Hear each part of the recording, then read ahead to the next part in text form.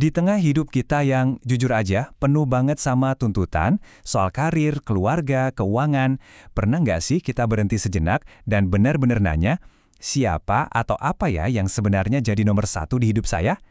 Pertanyaan ini kedengarannya kuno, tapi mungkin justru ini pertanyaan paling penting yang harus kita jawab sekarang.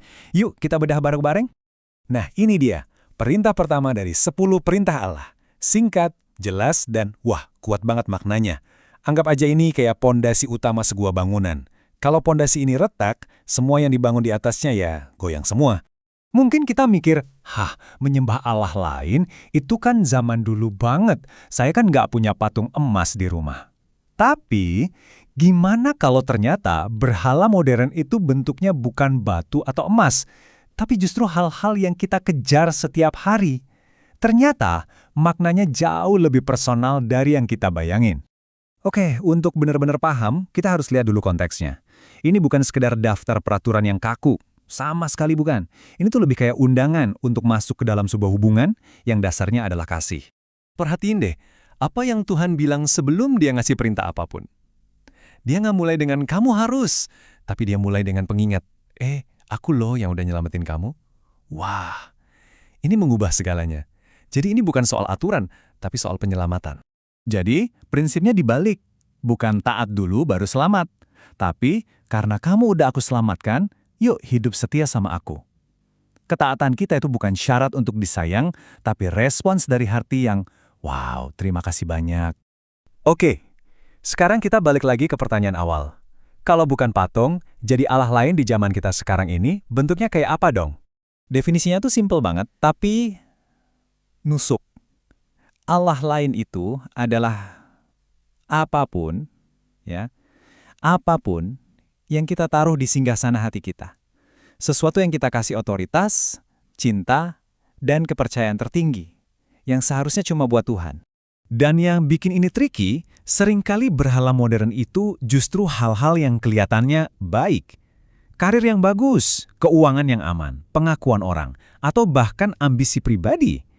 Hal-hal itu baru jadi Allah lain pas kita biarin mereka ngerebut posisi nomor satu di hati kita. Alkitab bahkan pakai kata yang kuat banget, cemburu. Tapi ini bukan cemburu yang posesif atau egois ya. Ini lebih ke cemburu yang protektif. Kayak di pernikahan yang sehat, cinta sejati itu kan pengennya kesetiaan yang utuh. Tuhan pengen seluruh hati kita. Karena dia tahu, cuma disitulah kita bisa nemuin kepuasan sejati. Coba yuk kita jujur sama diri sendiri sejenak. Apa sih hal yang paling kita takutin buat hilang? Kalau jawabannya itu pekerjaan, reputasi, atau rasa aman finansial, nah itu bisa jadi petunjuk kuat tentang siapa atau apa yang sebenarnya lagi duduk di tahta hati kita. Biar lebih kebayang, kita lihat yuk contoh dari kehidupan nyata. Kisah seseorang yang benar-benar bergumul sama berhala modern ini.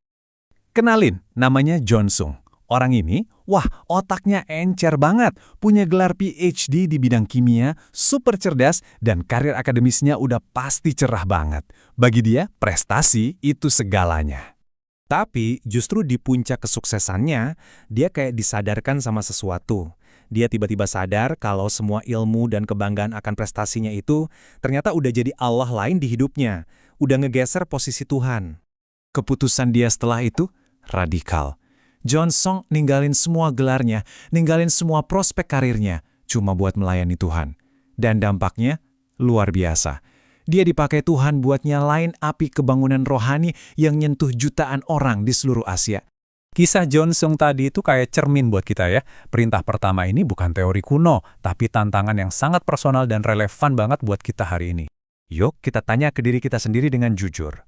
Dalam keputusan-keputusan kecil sehari-hari, dalam cara kita ngatur waktu, tenaga, apa Tuhan beneran jadi yang nomor satu? Ini pertanyaan yang lebih dalam lagi nih. Apa yang suka bikin kita nggak bisa tidur malam-malam? Khawatir soal keuangan? Atau justru rasa kering karena jauh dari Tuhan? Sering banget ketakutan terbesar kita itu nunjukin di mana harta kita yang sesungguhnya. Dan gimana soal ambisi kita?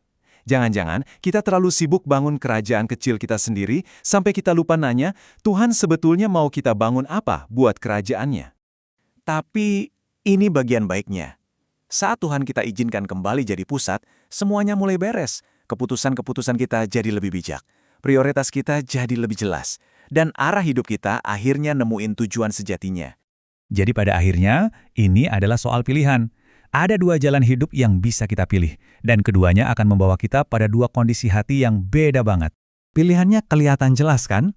Mengejar Allah-Allah lain itu kayak lari di treadmill yang gak ada ujungnya. Bikin capek, bikin hati gelisah terus. Sebaliknya, saat kita menempatkan Tuhan sebagai pusat, hati kita akan menemukan ketenangan yang gak bisa ditawarin sama dunia. Ribuan tahun lalu, Santo Agustinus udah menyimpulkannya dengan sangat indah. Dia bilang, di dalam hati kita itu ada sebuah kegelisahan yang nggak akan pernah hilang sampai kita berhenti ngejar hal-hal yang sementara dan menemukan istirahat di dalam Dia yang kekal. Jadi, perintah kuno ini sebenarnya bukan sebuah tuduhan, tapi sebuah undangan yang hangat untuk pulang. Pertanyaan terakhir yang perlu kita renungkan adalah, siapa yang akan kita izinkan untuk duduk di tahta hati kita? Karena jawaban dari pertanyaan itu akan menentukan segalanya.